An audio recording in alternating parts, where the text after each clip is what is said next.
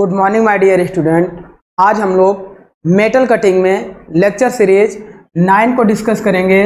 जैसा कि my dear last lecture में हम लोगों ने मर्चेंट फोर्स सर्किल एनालिसिस को डिस्कस किया था, जिसमें हम लोगों ने डिफरेंट टाइप्स ऑफ फोर्स को निकाला था।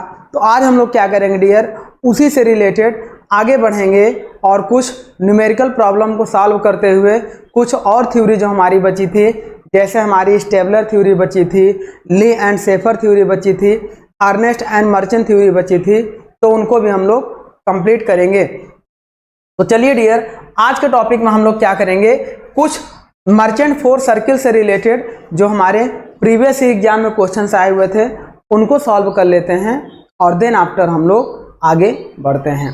तो सबसे पहले देखिए, एक क्वेश्चन हमारा दिया हुआ है। इस क्वेश्चन में ये कह रहा है डियर, इन ऑर्थोगोनल कटिंग, ऑर्थोगोनल और ऑब्लिक कटिंग दो तरीके की कटिंग मैंने आपको बताया हुआ था।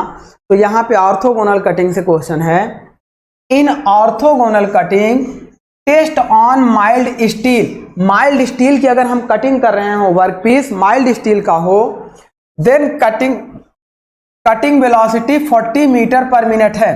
तो कटिंग वेलोसिटी जो सीबी की वैल्यू दिया है डियर, सीबी बराबर 40 मीटर पर मिनट है, एंड डेप्थ ऑफ कट मतलब टी की बात कर रहा है, कितना है 0.3 mm, comma rake angle alpha is equal to positive में है। देखिए रैक एंगल अल्फा बराबर +5 यानी कि पॉजिटिव रैक एंगल की बात किया है, कॉमा चिप थिकनेस 1.5 mm है।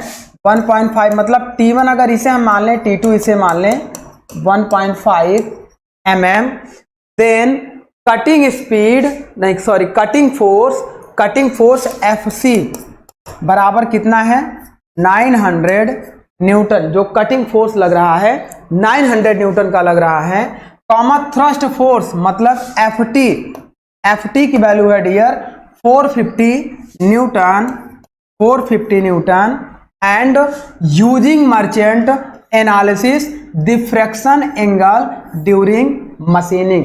फ्रैक्शन एंगल का मतलब लैम्डा की वैल्यू आपको ज्ञात करनी है। तो यहां से देखिए डियर, म्यू बराबर F/N फार्मूला हमने आपको मर्चेंट एनालिसिस में बताया था, और F/N से हमने आपको ट्रिक कैसे याद करवाया था, म्यू बराबर F/N को ट्रिक हमने आपको ऐसे याद करवाया था। देखिए FC ऊपर रहेगा, FC नीचे रहेगा, FT ऊपर रहेगा, FT नीचे रहेगा, एक में ऊपर प्लस रहेगा और नीचे माइनस रहेगा। इस चीज को ध्यान में देना है। अब ऊपर साइन अल्फा कॉस अल्फा, नीचे कॉस अल्फा और साइन अल्फा आप कर देंगे, आपका ये म्यू निकल जाएगा। तो यहां से देखिए म्यू बराबर F/N where FC sine alpha plus FT cos alpha upon FC cos alpha minus FT sine alpha.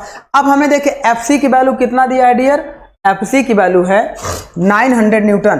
तो यहाँ 900 साइन अल्फा रैक एंगल की वैल्यू 5 डिग्री दिया है, 900 sine 5 minus FT thrust force कितना है 450, तो 450 cos 5 upon 900 cos 5 degree into 450 sine 5।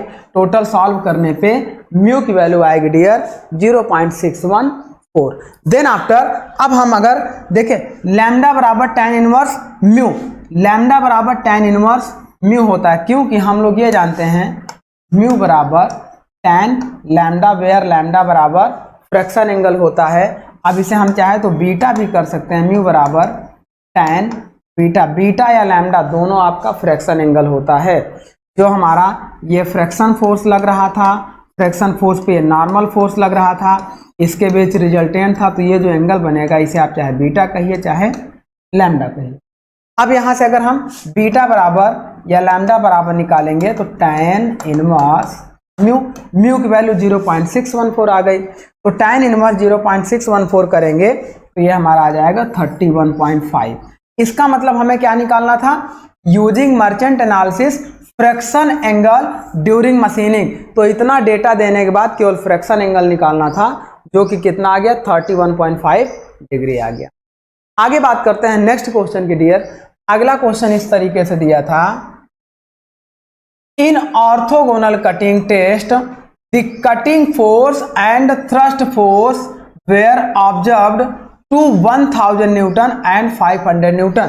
Cutting force FC बराबर 1000 newton and thrust force FT बराबर 500 न्यूटन दिया है। Respectively if the rake angle is 0, alpha is equal to कितना दे दिया, 0 दे दिया, and then find the coefficient of friction in chip tool interface. ये क्वेश्चंस गेट में भी आए हैं, ES में भी आए हैं।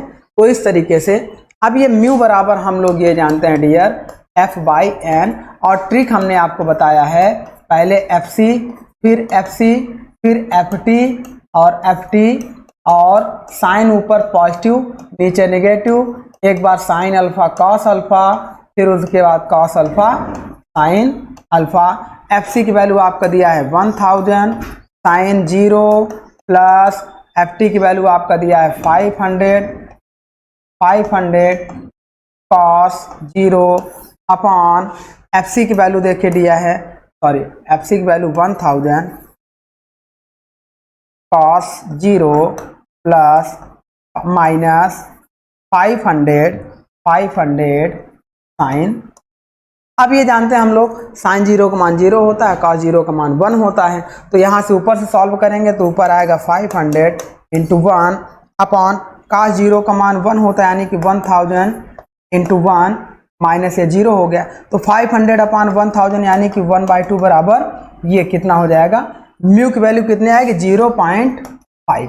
तो यहाँ से कोफिशिएंट ऑफ फ्रैक्शन देखिए, बिना कैलकुलेटर के इसे आराम से आप सॉल्व कर सकते हैं। जेई का, गेट का और ES का ये क्वेश्चन है।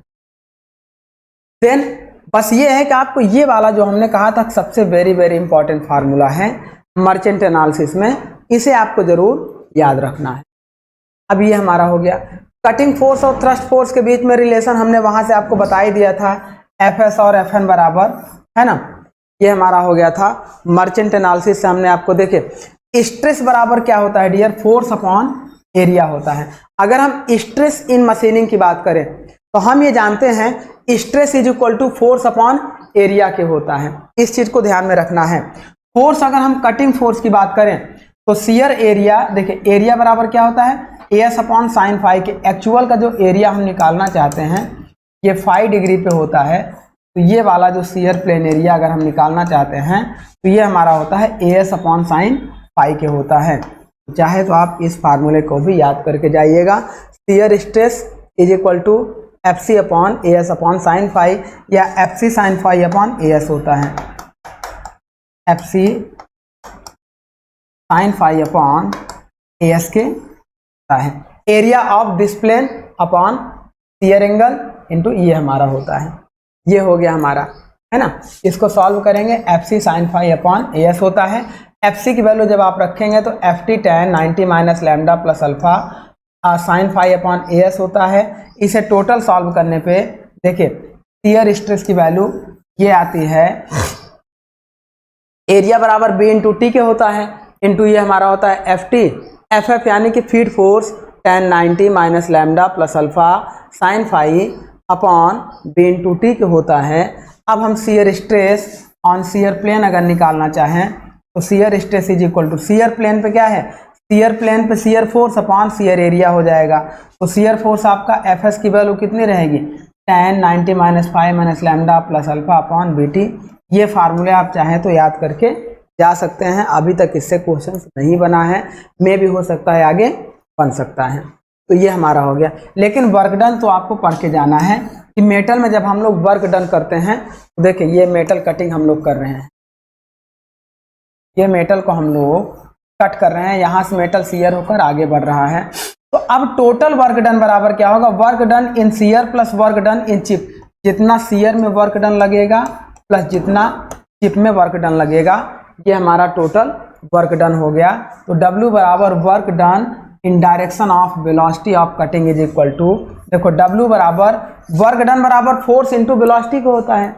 वर्क डन बराबर अगर हम इधर ये टोटल वर्क डन W की बात करेंगे तो ये हमारा होता है W बराबर cutting force into cutting velocity के होगा, और वर्क डन बराबर शियर में होगा सीयर में वर्क डन होगा। देखो इधर अगर हम W वर्क डन लगा रहे हैं तो W बराबर फोर्स इंटू वेलोसिटी। कौन सा फोर्स लगेगा? Cutting force into velocity. Work done in shear की बात करेंगे तो फोर्स इंटू वेलोसिटी। कौन सा फोर्स लगेगा सीयर में? Shear force into shear velocity.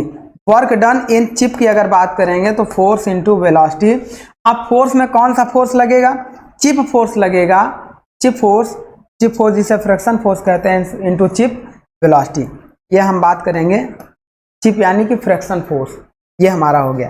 देखो डब्ल्यू एस बराबर F S into B S, W C बराबर F C into B C. तो डब्ल्यू बराबर W S plus W C, तो वर्क डन बराबर F S into B S plus F C into B C. ये आप आसानी से याद करके जा सकते हैं, वर्क डन का एक फार्मूला। देन आगे बात करेंगे मशीनिंग टाइम। मशीनिंग टाइम क्या होता है डियर? रेक्टेंगुलर वर्कपीस के लिए तो हम आसानी से निकाल सकते हैं, लेकिन सर्कुलर वर्कपीस के लिए मान लो ये इस तरीके से मशीन हो रहा है, ये टूल हो गया। अब टोटल यहां से लेके यहां तक इतनी डेप्थ आप कट में कट करने के लिए यह क्या है? n आरपीएम से रोटेट कर रहा है। f फीड है और इसकी लंबाई l है। तो टोटल यहां से लेके यहां तक मशीन करने में मशीन टाइम जो लगेगा length upon feed into n के होता है, l अपॉन एफ एन होता है। फिर l बराबर length of machined surface of workpiece. जितना जहां तक मशीनिंग करना है वो f बराबर फीड और n is equal to RPM.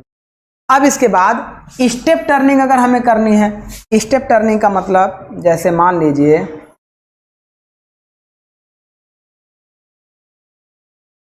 ये हमें करनी है। अब इस स्टेप टर्निंग के लिए मशीनिंग टाइम अगर हमें निकालना है डियर, तो देखिए ये हमारा क्या हो जाएगा। चलिए इस टूल को हटाते हैं। स्टेप टर्निंग के लिए मशीन टाइम हमारा क्या हो जाएगा? आप ऐसे देखिए, सपोज करिए इस वर्कपीस की लंबाई क्या थी। देखिए पहले मशीनिंग क्या होगी, इतनी डेप्थ ऑफ कट में मान लीजिए इसकी फीड F1 है और ये L1 लंबाई तक कटिंग करेगा। फिर दूसरी बार इतनी फीड तक कटिंग करेगा, इसे हम F2 मान लेते हैं। और वो आपकी बार कटिंग देखिए, पहली बार में यहाँ से लेके यहाँ तक मान लेते हैं, यहाँ तक कटिंग करेगा, है ना। देखो पहली बार में क्या है, यहाँ से लेके यहाँ तक कटिंग करेगा, दूसरी बार में यहाँ से लेके यहाँ तक कटिंग करेगा। हम मान लेते हैं इसकी लंबाई L2 है। चलिए और हम स्टेप बना देते हैं, यहाँ तक मान लीजिए ऐसा करना है। इसके लिए हम लंबाई ले लेते हैं L3, जितना भी आपको स्टेप बनाना है ले लीजिए, और इसके लिए फीड F3 ले लीजिए। तो टोटल मशीन टाइम पहले वाले में मान लीजिए मशीन टाइम T1 लग रहा है, दूसरे वाले में T2 लग रहा है, तीसरे वाले में T3 लग रहा है। तो T1 बराबर, अगर हम T1 बराबर निकालेंगे तो L1 upon F1 into N. N आपका कांस्टेंट है डियर, और फीड भी हम चाहे तो कांस्टेंट रख दें। फीड और डेप्थ ऑफ कट हम कांस्टेंट भी रख सकते हैं। तो ये हम कह सकते हैं T1 बराबर L1 अपान F इंटू एन कह सकते हैं, अगर फीड कांस्टेंट रख दें। नहीं कांस्टेंट रखेंगे तो ऐसा होगा T2 बराबर L2 अपान, यहाँ तक के लिए L2 upon F2 into N. Workpiece तो n आरपीएम से ही रोटेट कर रहा होगा, आरपीएम तो कांस्टेंट रहेगा। फीड कांस्टेंट रख भी सकते हैं, नहीं भी रख सकते हैं। कॉमा T3 बराबर L3 upon F3 into N. अब टोटल मशीन टाइम अगर हम लोग निकालें dear, total machine time T बराबर T1 plus T2 plus T3 बराबर L1 upon F1 into N plus L2 upon F2 into N plus L3 upon F3 into N. That means total machine time Tm बराबर 1 अपान n common ले लें, L1 upon F1 plus L2 upon F2 plus L3 upon F3। तो इस तरीके से ये हमारा निकल जाएगा मशीन टाइम। चलिए ये हमारा अगर T1 निकलेगा, T2 निकलेगा, और इस तरीके से हम देखो ये स्टेप टर्निंग हमारी हो गई। मान लो यहाँ से यहाँ तक टर्निंग करेगा, फिर यहाँ तक करेगा, फिर यहाँ तक करेगा। तो इस तरह से हम इसको निकाल लेंगे। देन क्वेश्चन देख लेते हैं मशीन टाइम से रिलेटेड कैसे आया है। तो यहाँ देखिए डियर, मशीन टाइम से रिलेटेड क्वेश्चन आपका ऐसे पूछा जाता है, the time taken to drill a hole through a 25 mm thick plate. एक 25 mm मोटी प्लेट है। ये जो प्लेट की मोटाई है, इस प्लेट की मोटाई कितनी है? 25 mm। अब इसमें हमें ड्रिल करना है with the rotating at 300 RPM, ये हमारा क्या हो जाएगा, n बराबर 300 RPM and moving at feed rate 0.25 mm per revolution, मतलब f बराबर 0.25 mm पर रिवोल्यूशन। हमें क्या है, the time taken of drill, कितना टाइम लग रहा है। तो डियर पूरा यहां से लेके यहां तक ड्रिलिंग करनी है, तो ड्रिल बिट क्या होगा, ड्रिल बिट पूरा इतनी लंबाई को ट्रेवल करेगा, तो मतलब L बराबर 25 mm है। तो टोटल मशीन टाइम Tm बराबर L upon F into N. Length आपका कितना है 25 अपॉन स्पीड आपका कितना है 0.25 इंटू ये आरपीएम में है, रोटेशन पर मिनट में है, तो ये हमारा हो गया 3। जब इसको टोटल सॉल्व करेंगे तो 20 सेकेंड आएगा, ये इससे कैंसिल आउट हो जाएगा। इसको हम लोग सॉल्व करेंगे तो t बराबर 0.33 मिनट इज इक्वल टू लगभग 20 सेकेंड। तो ये हमारा हो गया मशीन टाइम से रिलेटेड ऐसा क्वेश्चन। देन नेक्स्ट क्वेश्चन इस तरीके से क्या, अच्छा ये क्वेश्चन देखिएगा, डेट 2002 में 2 मार्क में आया हुआ था। नेक्स्ट बात करेंगे, ये हमारा क्वेश्चन क्या है डियर, इस तरीके से देखिए, ए बैच ऑफ 10 कटिंग टूल्स, एक 10 कटिंग टूल है, मतलब इस तरीके से आप इसको सॉल्व कर सकते हैं। अभी इसको हम लोग नेक्स्ट में करेंगे क्योंकि ये कुछ टेलर्स टूल लाइफ से रिलेटेड भी दिख रहा है। चलिए नेक्स्ट हम लोग कॉन्सेप्ट पढ़ते हैं, Ernst and Merchant theory, Ernest and Merchant analysis. इसके पहले हम लोगों ने मर्चेंट एनालिसिस को पढ़ा और उस एनालिसिस में हम लोगों ने क्या किया, मर्चेंट एनालिसिस पे जितने भी टाइप के फोर्सेस थे सभी फोर्सेस की वैल्यू हम लोगों ने निकाली।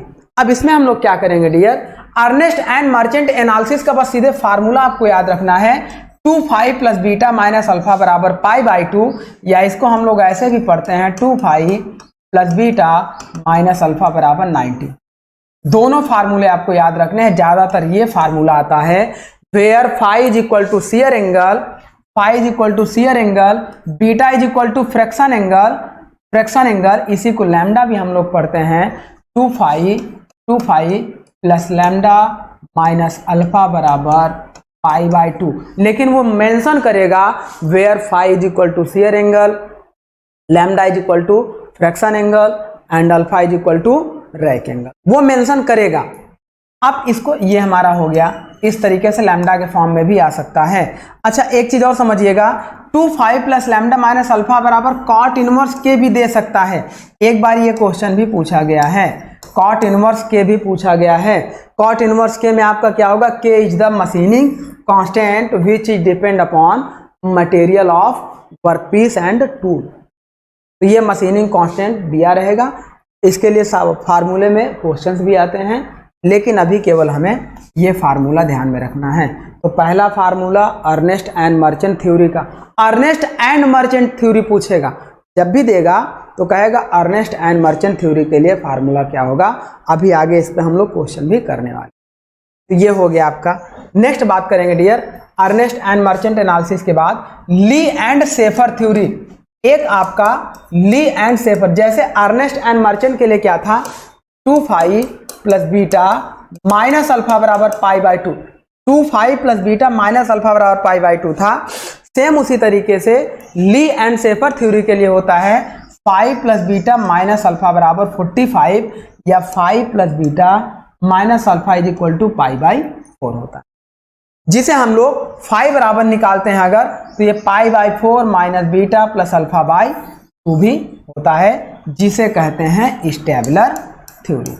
अलग अलग अगर पूछा जाएगा ली एंड शेफर थ्योरी के लिए तो वो हो जाएगा φ प्लस बीटा माइनस अल्फा बराबर π/4, और स्टेबलर थ्योरी के लिए Stabler theory is the modified version of Lee and Shaffer theory, क्योंकि φ बराबर ये सारी चीजें उधर चली जाएंगी तो π/4 minus beta plus alpha by 2 हो जाता है, क्योंकि ये देखिए φ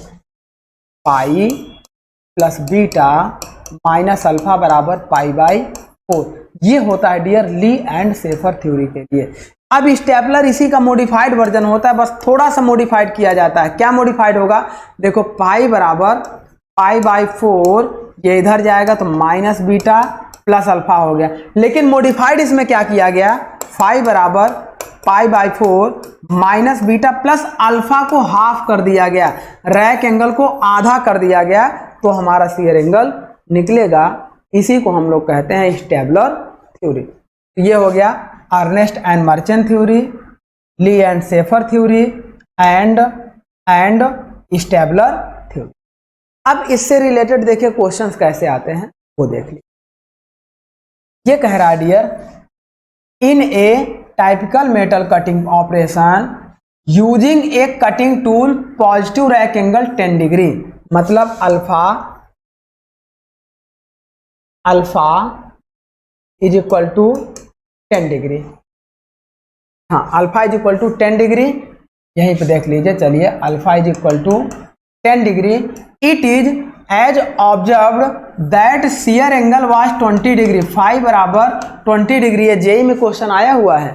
the fraction angle will be, मतलब बीटा या लैम्डा बराबर ज्ञात करना। अब आपको समझना है डियर, अल्फा फाई और बीटा में कौन सा फार्मूला लगाएं, तुरंत अर्नेस्ट एंड मर्चेंट फार्मूला आप लगा दीजिए। तो 2 phi plus beta minus alpha बराबर π/2 होगा, या इसी को 90 कहते हैं। हमें फाई की वैल्यू निकालनी है, तो 2 फाई बराबर 90 माइनस बीटा प्लस अल्फा हो गया, फाई बराबर 90/2 माइनस बीटा/2 प्लस अल्फा/2, जहाँ 90/2 यानी कि 45 माइनस बीटा/2। बीटा की वैल्यू कितनी दिया है, सॉरी हमें बीटा निकालना है, मिस्टेक, बीटा निकालना है। तो beta fraction angle beta is equal to, ये हो जाएगा 90 माइनस ये 90 माइनस 2 फाई प्लस अल्फा हो जाएगा। बीटा बराबर देखिए ये इधर चला जाएगा, 90 minus 2 phi plus alpha. Beta is equal to, यानी कि बीटा कहिए या लैम्डा कहिए, 90 माइनस 2 फाई की वैल्यू कितना, 20 इंटू 40 हो जाएगा, प्लस अल्फा कितना दिया है 10, तो 40 में से जाएगा 50 10 60, यानी कि बीटा बराबर 60 डिग्री आ जाएगा। फ्रैक्शन एंगल आपका कितना आ जाएगा डियर, 60 डिग्री आ जाएगा। तो देखिए ऐसे साइलेंट क्वेश्चन होते हैं जो एक एक नंबर के आसानी से, अगर हमें ये फार्मूले नहीं पता रहेंगे तो हम इतनी चीज़ें देख के हमें लगेगा कि बहुत बड़ी चीज़ है, कठिन सवाल है, छोड़कर चले आते हैं। कुछ नहीं होता है, बस आपको ये पता करना होता है कि किस किस चीज़ को दिया है और क्या पूछ रहा है। देखिए अल्फा दिया है, फाई दिया है, बीटा पूछ रहा है, और अल्फा बीटा फाई का रिलेशन आप यहाँ से निकाल सकते। नेक्स्ट बात करते हैं, अगला क्वेश्चन देखिए, during orthogonal cutting of mild steel with 10 degree rake angle, alpha की वैल्यू कितना दिया है डियर, 10 डिग्री पॉजिटिव दिया है।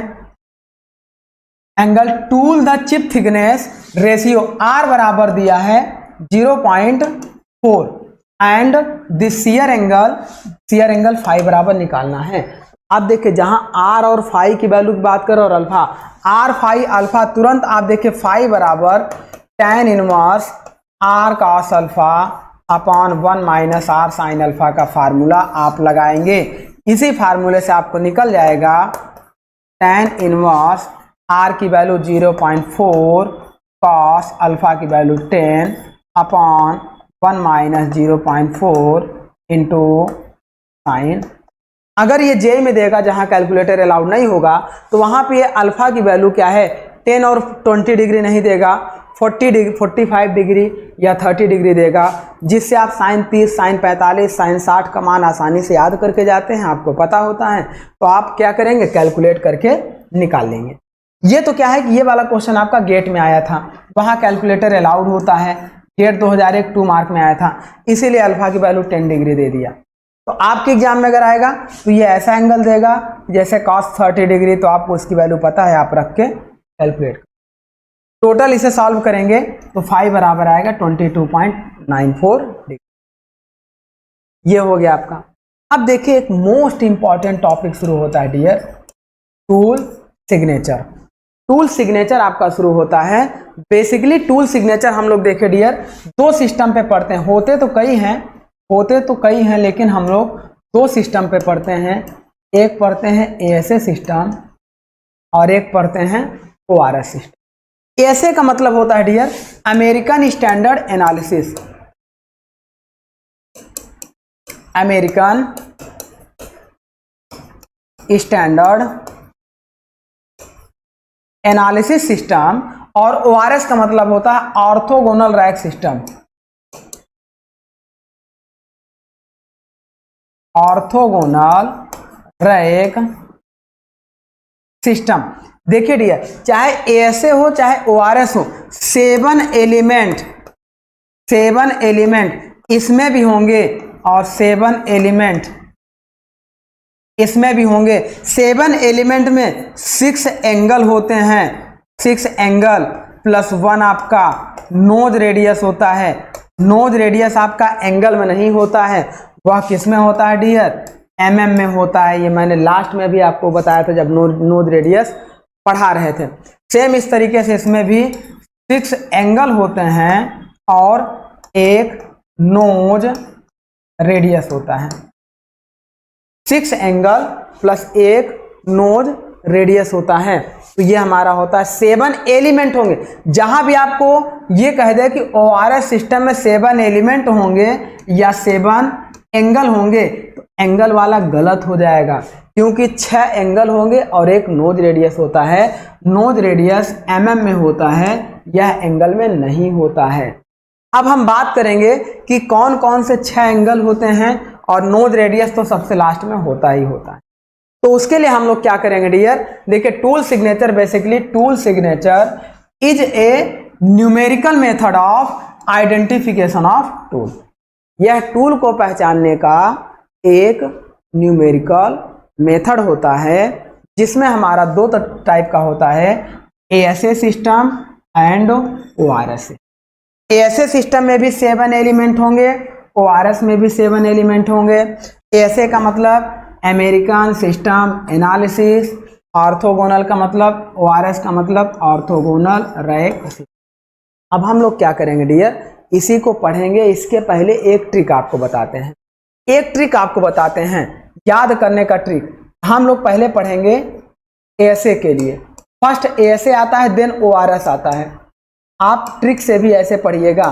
देखिए, ASA में A पहले आता है, ORS में O बाद में आता है। तो ABCD में देखेंगे तो A पहले आएगा, मतलब ASA पहले आएगा, ORS बाद में आएगा। आप ऐसे याद रखेंगे कि जो हम ट्रिक बताने जा रहे हैं वो किसके लिए रहेगा? पहले ASA के लिए। ट्रिक ऐसा याद रखना है कि देखिए, पहले क्या होता था, IES का एग्जाम होता था, तो उसे लोग बोलते थे इंडियन इंजीनियरिंग सर्विसेज एग्जामिनेशन, और इसे शॉर्टकट में लोग ES का एग्जाम बोलते थे कि हम ES के एग्जाम की तैयारी कर रहे हैं। वो IES के एग्जाम की नहीं कर रहे थे। जैसे IAS का एग्जाम होता है, तो जो एग्जाम सीरियसली देते हैं वो ये नहीं कहते हैं कि हम IAS का एग्जाम की तैयारी कर रहे हैं, वो कहते हैं कि हम सिविल सर्विस की तैयारी कर रहे हैं, या कहते हैं कि हम AS एग्जाम की तैयारी कर रहे हैं। और सीरियसली कैंडिडेट ES वाले भी वो IES की तैयारी नहीं कहते हैं। उनसे जब आप पूछेंगे वो कहते हैं कि हम ES की तैयारी कर रहे हैं। तो वहां पे क्या होता है, ES और AS हो जाता है। अब इस ES के नाम बदल दिया गया है, ये इंडियन इंजीनियरिंग सर्विसेज को, इसको हम लोग कर दिए हैं ESC, है ना, इंजीनियरिंग सर्विसेज एग्जामिनेशन हो गया है। पहले IES बोला जाता था, अब ESC बोला जाता है, लेकिन फिर भी शॉर्टकट में लोग इसको ES का ही एग्जाम बोलते हैं। ये तो आपको कंफर्म हो गया। अब इसी ES पे ही हम लोग चलते हैं। देखिए, सपोज करिए कि कोई व्यक्ति है, ES की तैयारी कर रहा है। मान लीजिए कि कोई व्यक्ति है, उसने ES की तैयारी कर रहा है, तो पहली बार क्या करेगा, ES का एग्जाम देगा। अब देखिएगा, पहले समझिए कि कोई व्यक्ति है, उस व्यक्ति को आपको एज्यूम करना होगा कि कौन सा व्यक्ति है। एक व्यक्ति आपको एज्यूम करना होगा, कोई एक व्यक्ति आपको, उसका नाम रख देना है BS, है ना, BS आपको याद रखना। जब तक ये नहीं याद होगा तब तक आपको ट्रिक नहीं याद होगा। तो BS कोई एक व्यक्ति आप एज्यूम कर लीजिए, और उसे एक बार ES का एग्जाम दिया, ES का एग्जाम दिया, उसके बाद उसका ES नहीं क्वालिफाई हुआ, फिर उसने दोबारा ES का एग्जाम दिया, फिर उसके बाद भी उसका क्वालिफाई नहीं हुआ, तो लास्ट में वह होपलेस होकर न्यूट्रलाइज हो गया।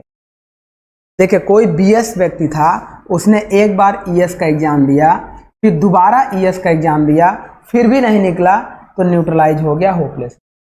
इसको आप ऐसे भी याद कर सकते हैं, इसको आप ऐसे भी बेसिस N भी याद कर सकते हैं। क्या है, बेसिस एन याद कर सकते हैं, बेसिस एन या BS है ना। BS कोई व्यक्ति था, उसने ES का एग्जाम दिया, नहीं क्वालिफाई हुआ, फिर ES का एग्जाम दिया, नहीं क्वालिफाई हुआ, और लास्ट में न्यूट्रल होकर रिटायर हो गया। अब इसके फुल फॉर्म देखो, 1 2 3 4 5 6 7 एलिमेंट इसमें आ गए। लास्ट वाला एलिमेंट हमारा क्या होगा डियर, नोज रेडियस होगा, जो किसमें होगा, हमारा mm में होगा, और बाकी के सारे एंगल में होंगे।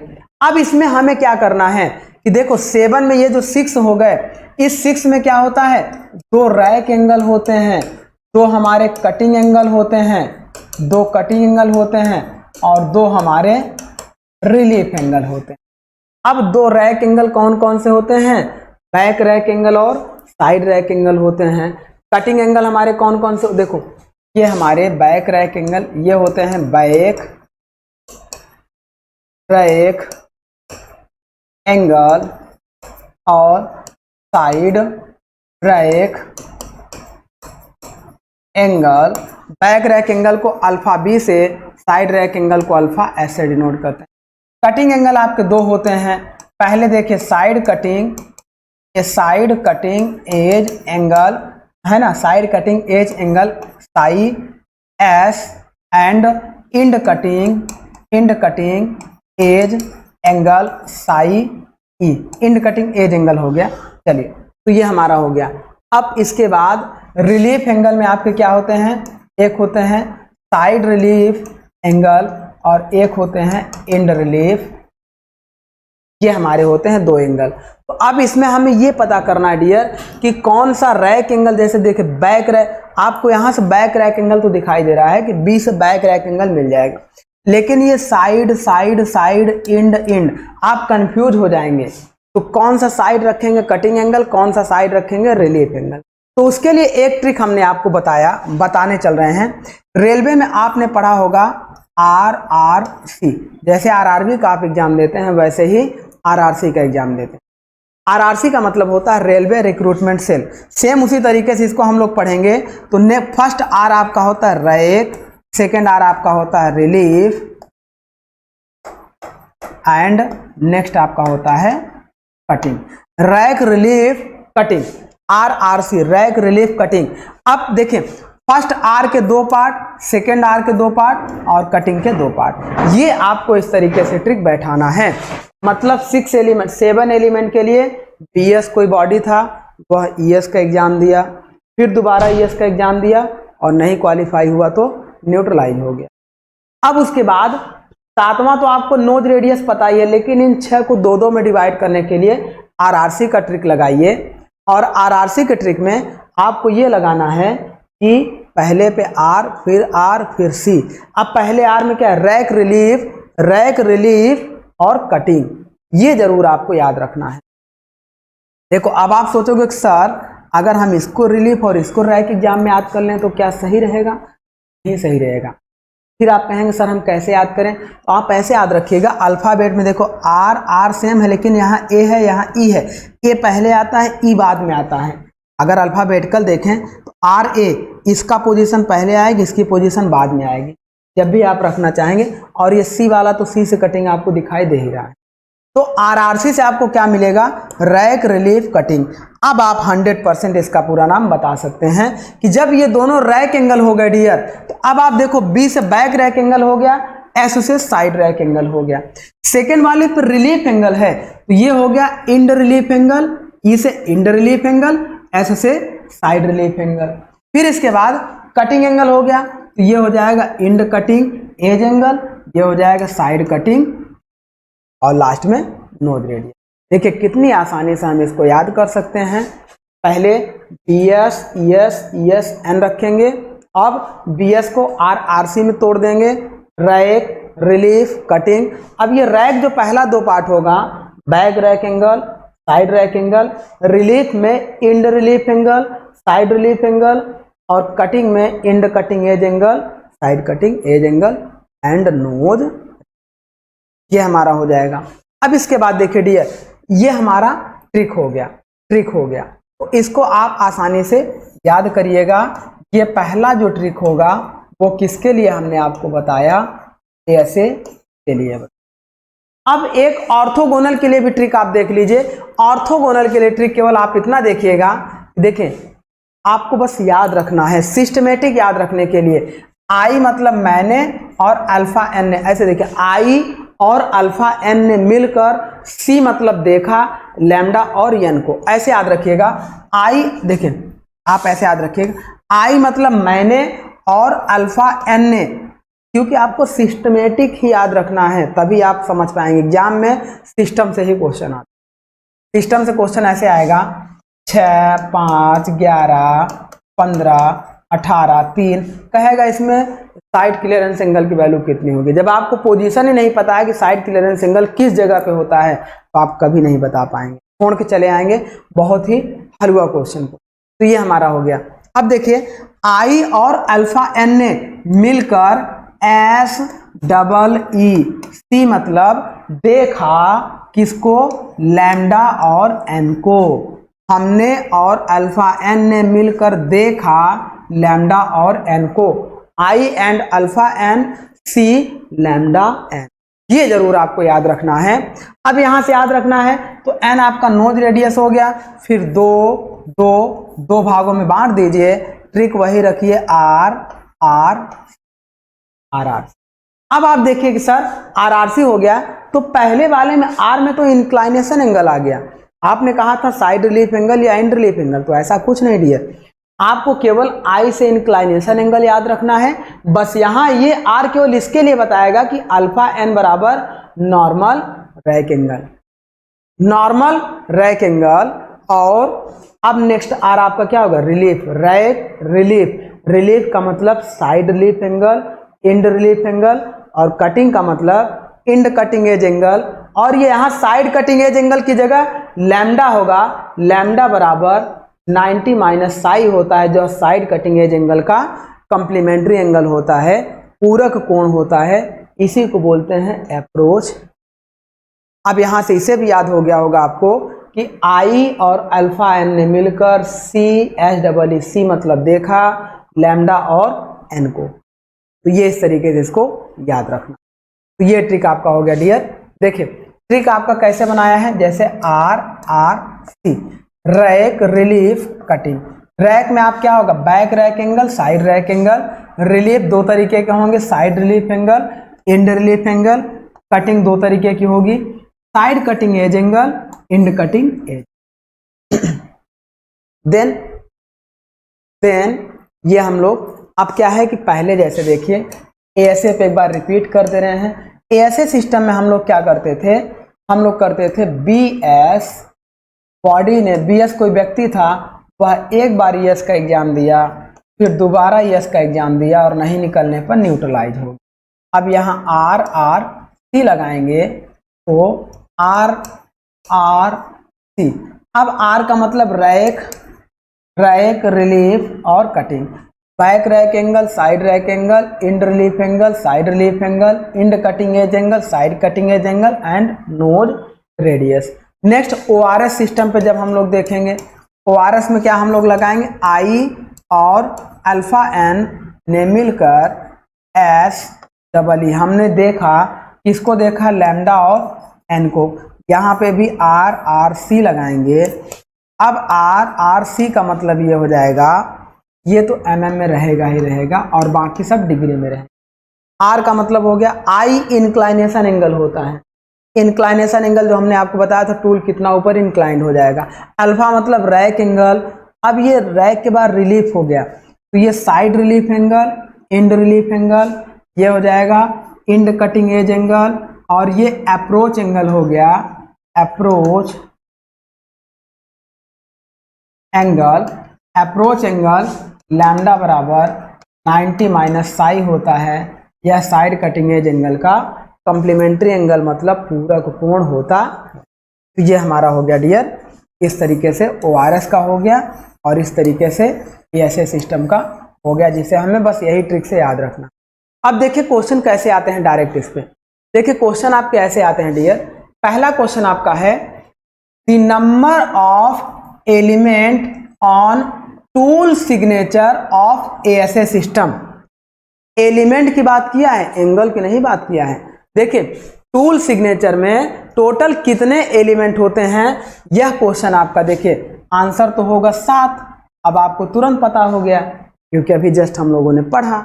अब इसके बाद यह क्वेश्चन देखिए यूपीआरबीएनएल जेई में भी आया था, एई में भी आया था, 2016 के एई में आया था।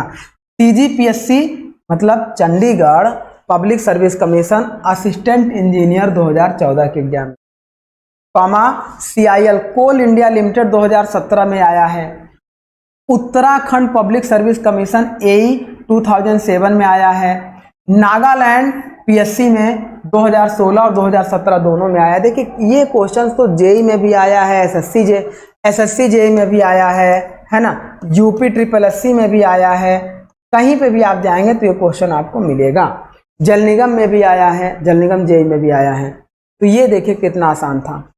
नेक्स्ट क्वेश्चन क्या है dear, in single point cutting tool signature alpha B, alpha S, psi E, psi S, C E, C S and R, the last term are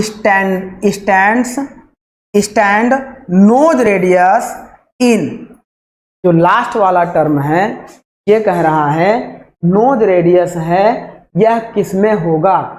option दिया है, हमने आपको बताया किस में होगा, mm में होगा, ना सेंटीमीटर में होगा ना मीटर में होगा। नोज रेडियस mm में होता है और कितना होता है 0 से 5 mm के बीच में। अब देखिए ये कह रहा है नोज रेडियस किस में होगा, माइक्रोमीटर में नहीं होगा, मिलीमीटर में करेक्ट है, सेंटीमीटर में भी नहीं होगा, डेकामीटर में भी नहीं होगा, मीटर में भी नहीं होगा। यह देखिए Chandigarh public service commission polytechnic lecturer का एग्जाम हुआ था 5400 ग्रेड पे 2017 में आया हुआ था। ये हमारा हो गया।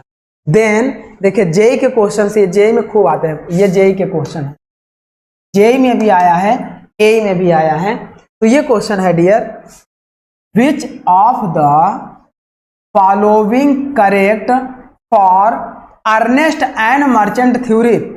अर्नेस्ट एंड मर्चेंट थ्योरी के लिए कौन सा करेक्ट होगा, तो हम लोग पढ़ते थे 2 प्लस बीटा माइनस अल्फा बराबर π/2 या 90 पढ़ते, यही हमारा अर्नेस्ट एंड मर्चेंट थ्योरी। अब इसके बाद इसको इसको जब हम लोग सॉल्व करेंगे तो यहाँ पे क्या होगा, देखिए फाई बराबर π/2, क्या फाई बराबर, अगर देखिए ये इधर जाएगा फाई बराबर तो ये 2 का इधर π/4 होगा, मतलब पहला तो ऑलरेडी करेक्ट नहीं है, ऑटोमेटिक इनकरेक्ट हो गया। अब देखिए फाई बराबर, अगर ये 2 इधर जाएगा तो ये π/4 हो जाएगा और माइनस बीटा/2 हो जाएगा, क्योंकि 2 इसमें भी डिवाइड होगा, और ये अल्फा इधर जाएगा तो प्लस अल्फा/2 हो जाएगा। तो हम 1/2 कॉमन ले लेंगे तो बीटा प्लस अल्फा, देखिए प्लस, अब 1/2 कॉमन ले लिए तो अल्फा माइनस बीटा, ये हमारा क्या हो गया, बी ऑप्शन। क्यों, क्योंकि जब 2 प्लस बीटा माइनस अल्फा था, ऐसे देखिए आप यहाँ पे देख लीजिए 2 प्लस बीटा माइनस अल्फा बराबर π/2 था। अब यहाँ से फाई बराबर निकालेंगे तो पहले 2 बराबर निकाल लें, तो ये हो जाएगा π/2 माइनस के बीटा प्लस के अल्फा। अब यहाँ से फाई बराबर निकालेंगे तो 2 सब में डिवाइड हो जाएगा, π/4 माइनस ये 1/2 कॉमन ले लीजिए तो ये हो जाएगा ब्रैकेट में अल्फा माइनस बीटा, और यही तो ऑप्शन में दिया है dear, π/4 minus 1/2 alpha minus beta, π/4 plus 1/2 alpha minus, ये हमारा हो गया तरीके से। अब इसके बाद देखिए, इसके बाद अगला क्वेश्चन आपका दिया है, next question, according to Lee and Shaffer theory, according to Lee and Shaffer theory, तो हमारा क्या था π/4 माइनस बीटा प्लस अल्फा, यही ऑप्शन आपका सही हो जाएगा। देखिए डायरेक्ट आपको फार्मूले ही पूछे गए हैं, तो Lee and Shaffer theory, Stabler theory, Ernest and Merchant theory से रिलेटेड ऑब्जेक्टिव क्वेश्चंस आपके ऐसे ही पूछे जाते हैं। ये क्वेश्चन भी आपका जेई में भी आया है, BPSC Bihar public service commission polytechnic lecturer 2016 में भी आया है, जेई यूपीआरबीएनएल और जल निगम में भी आया है। तो ये आपका इस तरीके से। आगे बात करते हैं कुछ और क्वेश्चंस, जैसे एक क्वेश्चन आपका दिया है डियर, ये क्वेश्चन आपका कह रहा है the value of side rake angle of the, सबसे ज्यादा तो इसी पैटर्न पे इससे क्वेश्चंस आते हैं। इसी पैटर्न पे अगर हम बात करें, मतलब Stabler theory, Ernest and Merchant theory and Lee and Shaffer theory, तो सबसे ज्यादा इसी पैटर्न पे क्वेश्चंस आपके आते हैं जेई में। जेई में कैसे आते हैं, कह रहा the value of side rake angle of the turning tool having, देखिए क्या क्या हैविंग टूल सिग्नेचर, जैसे दिया 0, 10, 8, 6, 20, 60, 0। अब आप समझिए 0, देखिए 10, 10, 8, 6, 20 और 60, फिर 0, 1, 2, 3, 4, 5, 6, फिर 0, या इसको यहाँ लिख लें 0, 10, 8, 6, 20, 60। अब आपको समझ, देखिए 2, 2, 2 और लास्ट में 1, लास्ट वाले को तो आप हमेशा जानते हैं कि नोज रेडियस होता है। तुरंत डियर आप ट्रिक लगाइए, कौन सा, RRC लगाइए, RRC ट्रिक लगा दीजिए। अब R में आपका क्या था, ये था रैक, रिलीफ एंड कटिंग। अब पूछा क्या है डियर यहाँ पे आपसे, the value of side rake angle, rack angle की बात किया है, तो यहाँ पे क्या है, देखिए जब हम लोग BS, देखिए BS, ES, ES and N, अब जब ये वाला ट्रिक आप लगाएंगे, अब आप देखिए यहाँ पे पहले पे बैक रैक एंगल होगा, दूसरे पोजीशन पे साइड रैक एंगल, तो पहले वाले वैल्यू बैक रैक एंगल 0 है और साइड रैक एंगल की वैल्यू कितनी है, 10 है। तो यहाँ से पूछा था the value of side rake angle, answer कितना हो जाएगा, 10 डिग्री। 10 डिग्री का मतलब 60, 20, 10, यानी कि ऑप्शन सी आपका करेक्ट हो जाएगा। Haryana public service commission lecturer 2016 में आया है, और जेई में तो कई क्वेश्चंस आए हैं, हमने रेफरेंस नहीं दिया क्योंकि बहुत ज़्यादा लिखना पड़ जाता, तो जेई में इसी पैटर्न का क्वेश्चन आता है। जैसे एक और देख लीजिए, the tool signature in ASA system, ASA system में टूल सिग्नेचर आपका दिया है 8, 10, 6, 12, 2, 30, 0।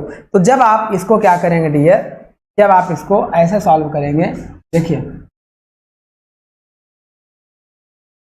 तो पूरा हम लोग हटा देते हैं, तो पूरा हम लोग हटा देते हैं,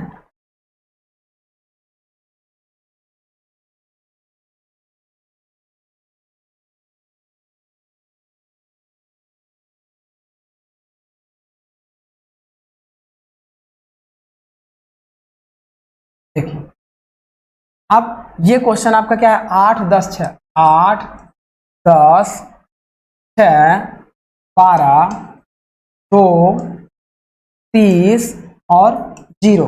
तो सबसे पहले क्या करिए डियर, 2, 2 के सेट में तोड़ लीजिए और लास्ट में नोज रेडियस अपनी जगह पे रहने दीजिए, और इनको RC के सेट में तोड़ लीजिए। अब R को क्या तोड़ लीजिए, BS और फिर ES और फिर ES और फिर लास्ट में N, तो आपका रहेगा ही रहे। तो ये आपका इसमें तोड़ लीजिए।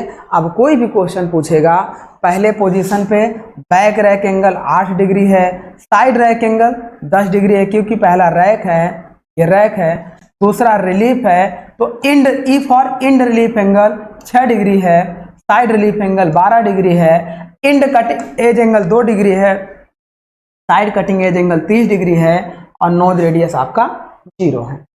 अब इसमें से पूछा क्या है, the tool signature in ASA 8, 10, 6, 12, 2, 30, 0, side rake angle, side rake angle, back rake angle और साइड रैक एंगल, पहले पोजीशन पर रैक एंगल है, यहाँ बैक रैक एंगल और साइड रैक एंगल, तो साइड रैक एंगल की वैल्यू कितनी आएगी डियर, 10 आएगी, मतलब इसकी वैल्यू कितनी हो जाएगी, 10 हो जाएगी। तो ये आपका इस तरीके से सॉल्व होगा। आप देख रहे हैं डियर, ये ऐसे ही क्वेश्चंस आपके आते हैं एग्जाम में, इसी पैटर्न पे खूब क्वेश्चंस आते हैं, बस आपको फार्मूले याद करके जाने हैं, वो भी आपके अर्नेस्ट एंड मर्चेंट थ्योरी का याद करके जाना है, स्टेबलर थ्योरी का, ली एंड शेफर थ्योरी। अब देखिए ये हमारा हो गया टूल सिग्नेचर, आपका हो गया इफेक्टिव ऑफ रैक एंगल, ये मैंने आपको डिस्कस कर दिया था, है ना। एक और important, very very important, direct आपसे पूछ लिया जाता है, डायरेक्ट आपसे पूछ लिया जाता है, ये जो मेटल हम लोग कट कर रहे हैं, देखिए ये जो मेटल हम लोग कट कर रहे हैं, तो इस पे जो फोर्स लगा रहे हैं, इस फोर्स को मेजर करने के लिए किस एलिमेंट का यूज करते हैं, किस टूल का यूज करते हैं? तो for measuring cutting force in metal cutting. देखिए आपका नाम अपोजिट होने की वजह से आप गलत करके चले आते हैं, क्योंकि यूजिंग टूल डायनेमोमीटर,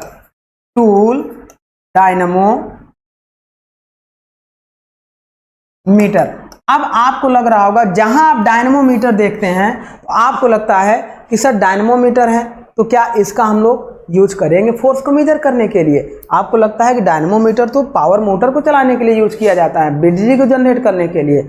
ऐसा नहीं डियर, अगर टूल डायनेमोमीटर की बात कर रहा है तो वह कटिंग फोर्स को मेजर करने के लिए यूज किया जाएगा, और अगर केवल डायनेमोमीटर की बात करता तो वह किसके लिए यूज किया जाता? पावर को, देखो डायनेमोमीटर पावर इंड्यूस करता है, जो हम इंजन वगैरह में, जनरेटर में लगाते हैं। तो अब यहाँ देखो कटिंग फोर्स को मेजर करने के लिए टूल डायनेमोमीटर का, और उसके बाद अब यहाँ पे देखो जितने टेम्परेचर जनरेट होंगे, इन टेम्परेचर को, ये हो गया first zone, second zone, third zone, हर जोन में टेम्परेचर को मेजर करने के लिए हम लोग किस डिवाइस का यूज करते हैं? तो टूल टेम्परेचर मेजरमेंट मेथड। देखो इतने मेथड यूज करते हैं। फर्स्ट आपका यूज करते हैं टूल वर्कपीस थर्मोकपल में क्या होता है? ये वर्कपीस होता है, ये वर्कपीस होता है, यहाँ एक थर्मोकपल लगा देते हैं, यहाँ एक थर्मोकपल लगा देते हैं, और ये थर्मोकपल को एक यहाँ रजिस्टर से कनेक्ट कर देते हैं। तो जितना टेम्परेचर इन दोनों का बढ़ेगा वो इसे सेंस करके यहाँ हमें इंडिकेट करता रहेगा। तो इस तरीके से पहला हमारा होता है टूल वर्कपीस थर्मोकपल टेक्निक, और सबसे ज़्यादा यही यूज किया जाता है, मोस्ट वाइडली यूज्ड। नेक्स्ट हमारा आपका क्या है? एम्बेडेड थर्मोकपल उसके अंदर फिटेड ही रहता है। नेक्स्ट हमारा होता है इंफ्रारेड फोटोग्राफिक टेक्निक, जो हम लोग इंफ्रारेड यूवी रेस को भेजकर टेम्परेचर को मेजर करते हैं। जैसे आजकल आप देख रहे हैं जितने कोरोना में हम लोगों का टेम्परेचर मेजर किया जाता है कोविड में, तो एक इंफ्रारेड गन रहती है, आपके टेम्परेचर को गन यहाँ पे क्या करेगी? भेजेगी, और यहाँ के टेम्परेचर को सेंस करके आपके इसमें डिवाइस में बता देगी कि इतना डिग्री टेम्परेचर है। तो ये होता है टेम्परेचर मेजरमेंट के लिए इंफ्रारेड फोटोग्राफिक टेक्निक। नेक्स्ट आपका होता है temperature sensitive technique and temperature colour indirect calorimeter technique and hardness microstructure. ये केवल आपको इन टाइप को याद रखना है, हो सकता है इन टाइप से क्वेश्चंस आपका। ये हमारा हो गया टेम्परेचर मेजरमेंट डिवाइसेस। और कटिंग फोर्स के लिए हम लोग क्या करते हैं? आपको मैंने बताया different types of tool dynamometer. ये ध्यान रखना, tool dynamometer are used for measure the cutting force. अब कौन कौन से टूल डायनेमोमीटर यूज होंगे? जैसे मैकेनिकल डायनेमोमीटर है, स्ट्रेन गेज डायनेमोमीटर है, सबसे ज्यादा यूज किया जाता है strain gauge dynamometer, most widely used for measure cutting force in metal cutting, strain gauge dynamometer are used. And next आपका होगा pneumatic and hydraulic dynamometer, electrical dynamometer and piezo electric dynamometer. अब इनके function से questions आपके नहीं आएंगे dear, लेकिन इनके टाइप से क्वेश्चंस आपका बना हुआ है।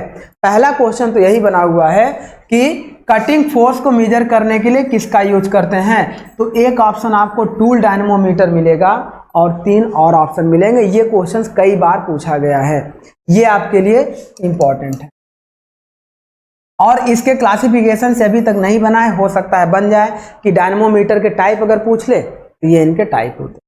तो इस तरीके से डियर ये हमारा था different types of metal cutting, primary zone, cutting zone और सेकेंडरी जोन। मैंने आपको पहले ही बता दिया था कि प्राइमरी जोन में 70 से 80 या 80 से 85% हीट होती है, सेकेंडरी जोन में 20 से 30 या 15 से 20% होती है और टर्नरी जोन में 1 से 3। प्राइमरी जोन चिप में होता है, सेकेंडरी जोन चिप और टूल में होता है और टर्नरी जोन हमारा क्या होता है, टूल और मशीन्ड सरफेस ऑफ वर्कपीस के बीच होता है। तो ये सारी चीज़ें हमने प्रीवियस लेक्चर में आपको डिस्कस कर दिया था, जो कुछ इस तरीके से आपका दिखाई देता है टेम्परेचर जोन की अगर हम बात करते हैं। तो ये था हमारा डियर आज का लेक्चर, जो हमने मेटल कटिंग से रिलेटेड जितने भी मैक्सिमम टॉपिक में अंदर बन सकते थे उसको हमने डिटेल्ड स्टडी किया। अब इसके बाद हमारा जो टॉपिक बचता है डियर, वो हमारा बचता है cutting tool life and Taylor's equation, और साथ में different types of metal cutting में जो हमारे क्या होते हैं, डिफेक्ट निकलते हैं, मतलब टूल वियर जिसे हम लोग बोलते हैं। इसको हम लोग आगे के लेक्चर में स्टडी करेंगे। तो अब हम लोग आज का लेक्चर यहीं पे स्टॉप करते हैं, फिर नेक्स्ट लेक्चर में different types of tool wear को हम लोग स्टडी करेंगे। चलिए माय डियर, आज का लेक्चर यहीं स्टॉप कर रहे हैं। Thank you my dear.